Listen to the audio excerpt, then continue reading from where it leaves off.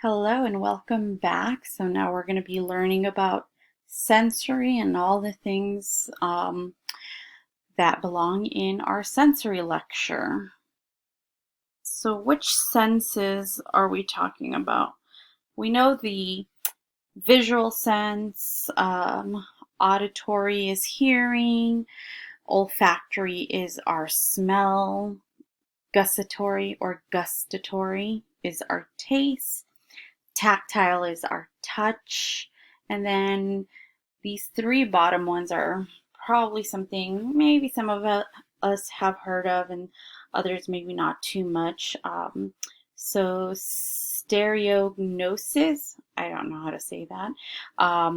Perception of the solidity of objects, determining an object with touch versus seeing. So this is something we do all the time. We can touch a can of soda and know that it's a can of some sort. We might not be able to tell what soda it is, but we can feel something, close our eyes, and know almost exactly what it's going to be. Kinesthetic is the position of the body, and then visceral senses is basic internal orientation. And then proprioceptive senses are the position of our limbs gained from the input of the nerves in our muscles and tendons. So this one helps us know where our body, like arms and legs, are positioned. So, that's like us closing our eyes and lifting our arm. We know that we're lifting our arm, and that's a normal thing. For a person to receive the necessary data to experience the world, four conditions must be met. So we need to have a stimulus, so that is the agent or the influence capable of initiating a response by the nervous system. Second, we need a receptor or a sense organ that must receive that stimuli and convert it to a nerve impulse. Then we need a nerve impulse, and that nerve impulse must conduct along the nervous pathways from the receptor or sense organ to the brain. And then the last step is a particular area in the brain must receive and translate the impulse into sensation. So in order for us to have all these senses, all these pathways need to be met. So in alteration in senses, something in that pathway is going wrong. And then we know that there's an alteration and things happen. So factors that affect sensory stimulation. Developmental considerations. Well, we know that as we age, some of our senses begin to get affected. We get, as adults age, they can lose some hearing, some visual acuity. Those are things that affect sensory stimulation. Also think about small children or babies, how they see the world because, they don't speak yet, so they use a lot of those senses. So, they use touch, taste, they put everything in their mouth, of course, hearing and seeing as their sensory stimulation, and that's how they learn and start to develop in the world. Sensory starts at a very young age. Culture, so we all have different cultures, and we know that certain cultures don't like touch. Other cultures, make a big deal about tasting things or food, things like that. Personality and lifestyle choices. So, personality, some people don't like to be touched, and it's just their personality. Stress and illness. We know that when we're sick or we're stressed, we tend to have either hyperactive senses or altered senses. Sometimes when we're really stressed, Somebody can be talking to us, but we're not really hearing them. With illness, depending on the type of illness, it might affect our senses. Um, you know, an example that's very common in you is COVID. We know that COVID affects people's smell and taste. Um, and it's a big thing because I've heard so many stories of people whose taste and smell still hasn't come back even 6 months after recovering from COVID. I can't imagine um, eating foods and not being able to taste them, or they taste differently. So other things, medications. Some medications can definitely have an effect on your sensory stimulation, especially, maybe we're trying to get rid of pain. Well, that's gonna, medications that we use typically for pains will and can alter some senses. Pre-existing illnesses such as diabetes, that diabetic people suffer from what's called neuropathy, and that is a sensory, uh, an interruption of that sensory stimulation. Smoking has a lot of significant damage on our body. Noise levels, we know that when we're in the classroom and we can hear chatter, like side chatter, it does interrupt our learning, and it interrupts our sensory stimulation from what we're trying to pay attention. So yeah, those are all the things that affect sensory stimulation. Factors that contribute to sensory alteration.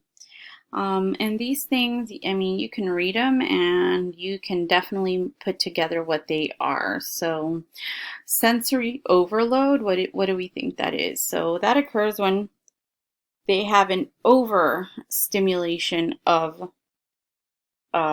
any sensory. So there's so much sensory going on that the brain is unable to respond in a meaningful manner, or it ignores the stimuli. The person can feel out of control, may exhibit, the quality of the stimuli is not proper. Sensory overload, we see that a lot in like ICU patients, with all the beeping, all the noise, the vents, the alarms, the bed alarms, all the things. We have seen patients who are even sedated have this sensory overload from all the noise. That's why when you go to a ICU, they try to keep most of it pretty quiet.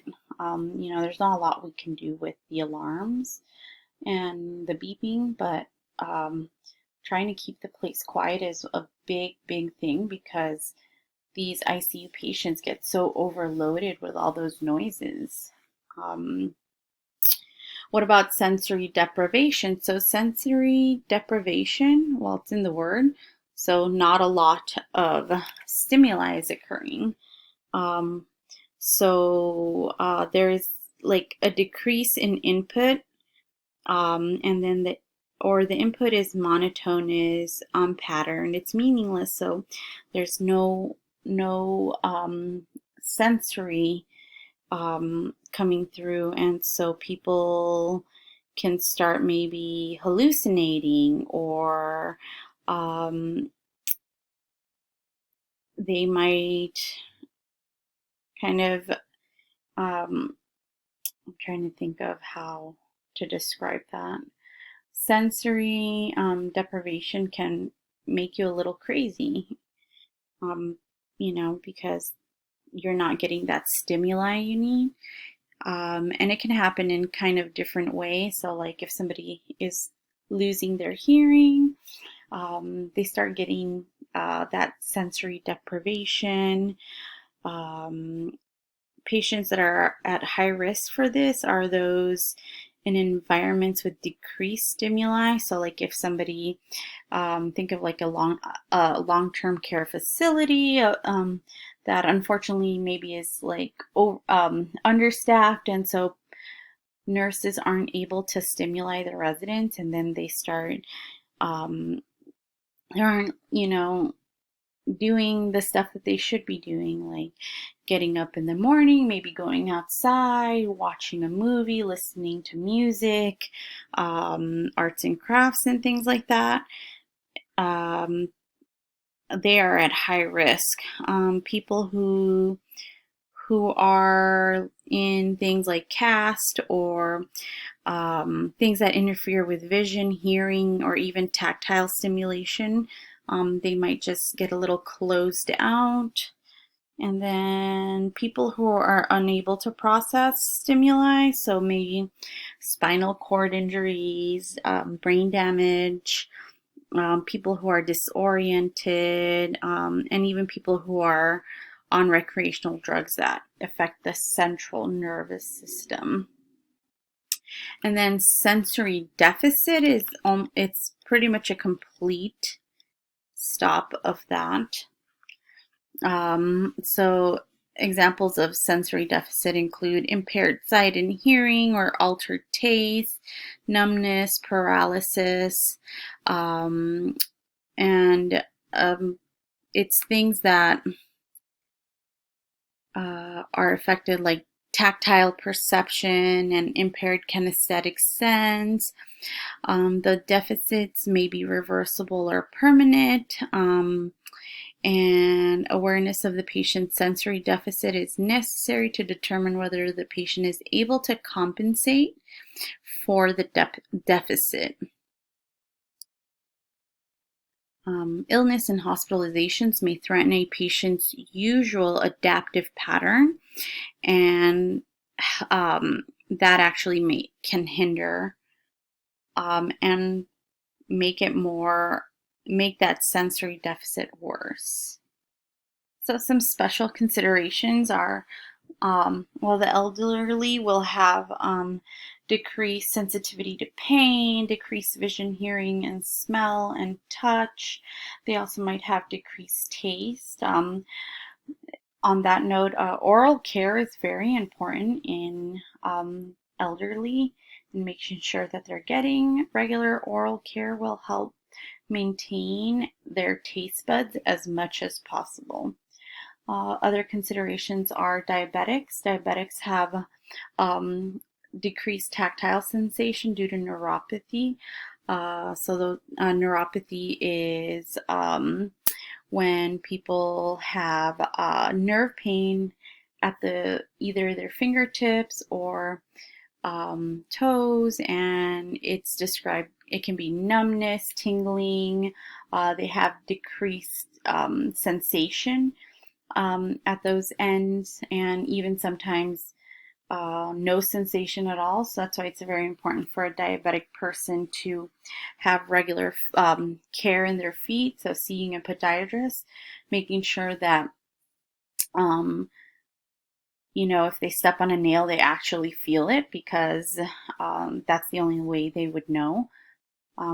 There are many times I've seen in the hospital where a diabetic patient comes in with an infected toe wound because they were cutting their toenails and, clipped a little bit of the skin, and because of their neuropathy, they didn't feel it. And it got infected and they still didn't feel it. And eventually it got so infected, the infection went into the bone. And unfortunately, by that point, it leads to an amputation, but it has happened. People with diabetes are at higher risk for those type of injuries because they cannot feel things. This is just a list of common sensory deficits. It's, just a small, not comprehensive list. So some visual sensory deficits are presbyopia, so that farsightedness, cataracts, glaucoma, retinopathy, macular degeneration. Hearing loss, I'm going to probably butcher this, but presbycusis, or also known as hearing loss with aging. So, it's a natural occurrence for elderly to lose their hearing. That's what that is called. Balance is a sensory deficit. So people who feel dizzy, that is a sensory deficit. We know that balance has a lot to do with our auditory system, and peripheral neuropathy too can affect balance, because if you can't feel your feet, if you can't feel your fingertips, but especially your feet, you might not have a sense of your balance. Neurological things, so like a stroke would have some sort of sensory deficit, depending on where in the brain. The two common ones are expressive aphasia, so that's the loss of the ability to produce language, so that's like spoken, manual, or written. And then there's receptive aphasia, which is difficulty understanding written or spoken language. So with expressive aphasia, I can't tell you what I need to tell you. I might be wanting a spoon, but I'm telling you to go get the cat into the bathroom just because I don't know what I'm saying. As opposed to receptive aphasia, that's difficulty understanding. And so somebody's talking to me and whatever I hear, it's probably just jumble and it's not making sense. So assessment of the sensory experience. So identify at-risk clients. So the clients would be those that are aging, diabetics, strokes, cardiovascular accidents, patients in the ICU. Assess for recent changes. Identify anything that may affect sensory perception or reception. So that's like you talking to a patient and they tell you they can't hear you, but you can see their hearing aid in their ear. So, you got to make sure that it works. Maybe need to get a new battery or something. Assess for an intact nervous system. So that is your neuro check. So, is the patient oriented to person, place, and time? Do they know what's going on? Is there any other neurological deficits that is contributing to this deficit? Nursing diagnosis that you can use for any type of sensory deficit with your patient. So acute confusion, chronic confusion, impaired memory, disturbed sensory perception. I use that one a lot with diabetic patients. Risk for injury, and even activity intolerance. Some outcomes. Well, you want the person to live in a developmentally stimulating and safe environment. These are not written outcomes in the smart phrase manner. They're just kind of like general. Exhibit a level of arousal, enabling the brain to receive and organize stimuli, demonstrate an intact functioning of senses, maintain orientation to time, place, or person, not or person. So, these are just kind of common goals we want with people with some sort of sensory disorder. These are common interventions. We do a lot of teaching in nursing. So teach the patient and significant others or families methods for stimulating the senses. So if we're taking care of a 80-year-old gentleman who lives at home with their 50-year-old daughter or something, we can teach their daughter to help improve the stimuli that the patient has, instead of the patient just sitting in the living room doing nothing, maybe listening to music that they loved when they were younger, or watching an old movie.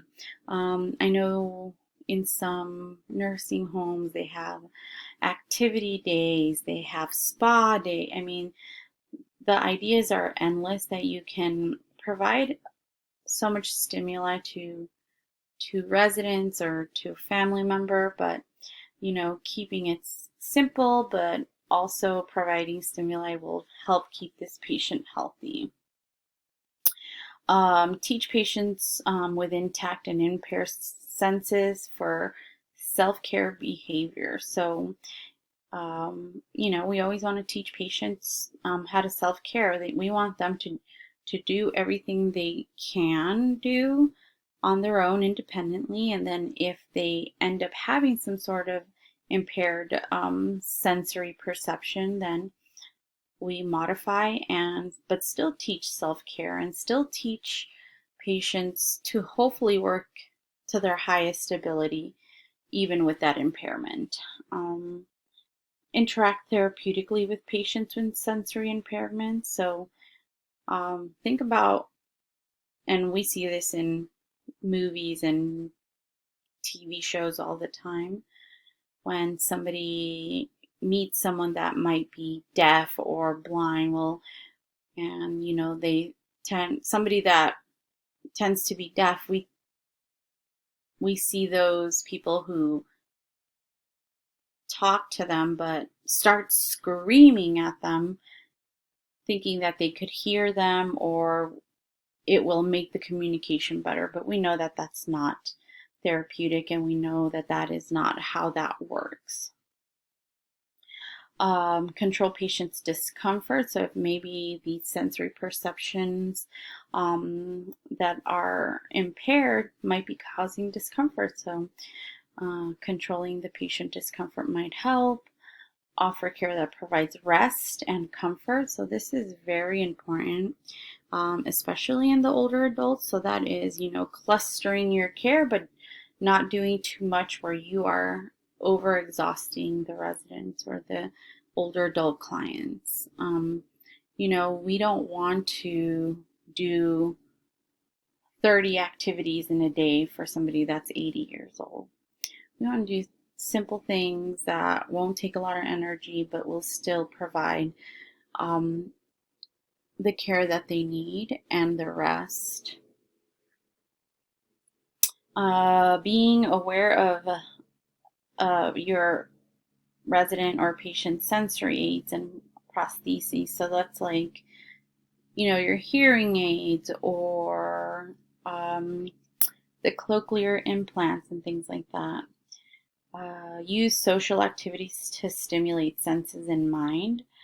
We talked a little bit about those, so maybe taking residents out in the courtyard and doing, barbecues and stuff like that. Encourage physical activity. That physical activity, doesn't matter what age you are, we need it. It is one of the best things we can do to stay healthy. Provide stimulation for as many of the senses as possible. And that's just kind of simple, for what you need to do.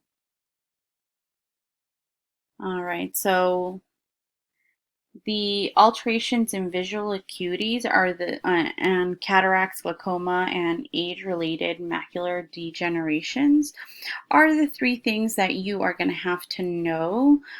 So learn these. This is kind of like this is going to be on your test type thing. So let's see, just an overview of cataracts.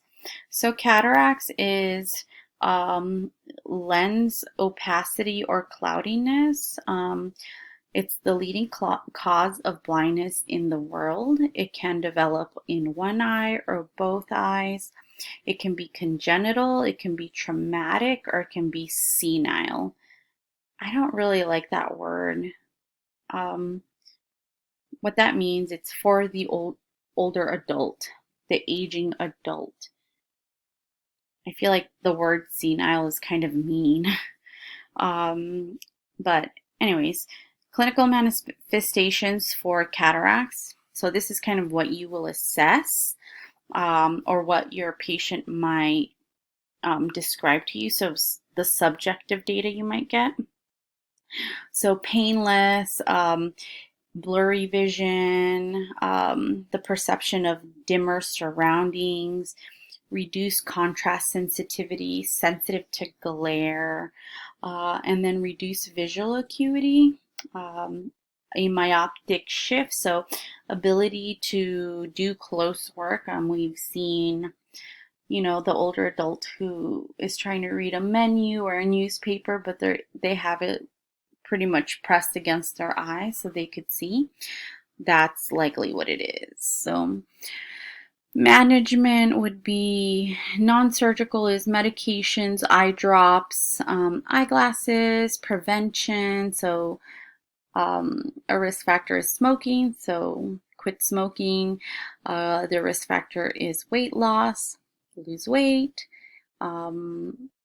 Diabetes is a risk factor, so having sugar control will increase the chances of, or decrease the chances of getting glaucoma. Then using sunglasses. Surgery, so surgical interventions would require education from the nurse, eye protection, medication, and then education on when to seek emergency help. Glaucoma. So glaucoma is a group of ocular conditions in which damage to the optic nerve is related to increased intraocular pressure, or IOP. And that increased intraocular pressure is caused by congestion of the aqueous humor. Ugh, you guys, I really don't like eyeballs. So anytime I think about eyeballs, they make me cringe, but I digress. So the aqueous humor, so let's go back to anatomy and physiology, which I haven't taken in years, but it is that liquid in our eye that is in there. It's like a gel type thing. With glaucoma, the incidence of glaucoma increase with age. Kind of some basic pathophysiology of that is the aqueous humor production and drainage are not balanced. Outflow is blocked and pressure builds.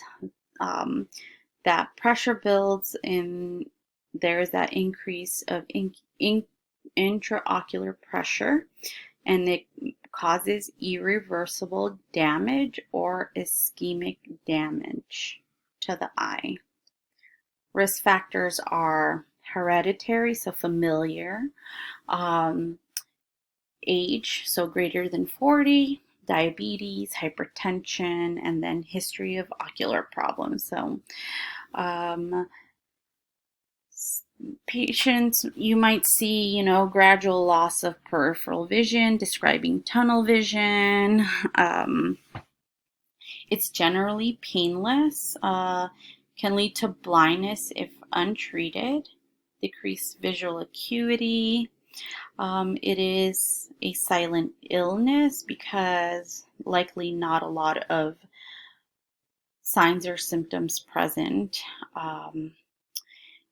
It is what we call silent illnesses is because the patient is unaware that it's occurring. Treatment would be, the number one goal is prevention. Otherwise, maintaining that IOP in range so that it prevents damage. Medication, so it would be miotic, so those are eye drops, beta blockers, alpha-2 agonists, carbonic anhydrase inhibitors, and prostaglandins. Additionally, there's laser procedures and surgery. So those are treatments. And then nursing management would be assess knowledge, teach self-care, focus on maintaining the therapeutic regimen for a lifelong control of the chronic condition, provide education, medication, Signs and symptoms of medication, provide support and interventions to aid the patient in adjusting to visual loss or changes. All right, so age-related macular degeneration occurs about it's about 54% of blindness in older adults. There are two kinds. So dry, which is the most common, it's a slow breakdown of the layer of the retina with appearances of drusen. And drusen is yellowish spots associated with aging. They appear in the retina and usually are normal until they are located in the macula, and that is where that macular degeneration occurs. The wet type, which is the least common type of macular degeneration, it's abrupt in onset.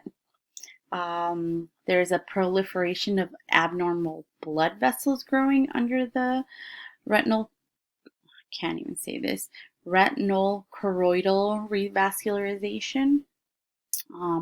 Risk factors are age, smoking, hypertension, being overweight, familial or hereditary, use of thyroid hormones or hydrochlorothiazides, and arthritis. Common treatments are, it's called photodynamic therapy.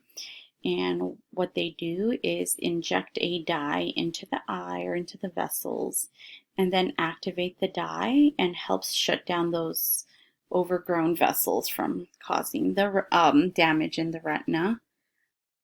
Nursing interventions would be education, risk factors, medication, promote safety, provide supportive care, recommendations to improve lighting, magnification devices, and referrals to vision centers to improve or promote function.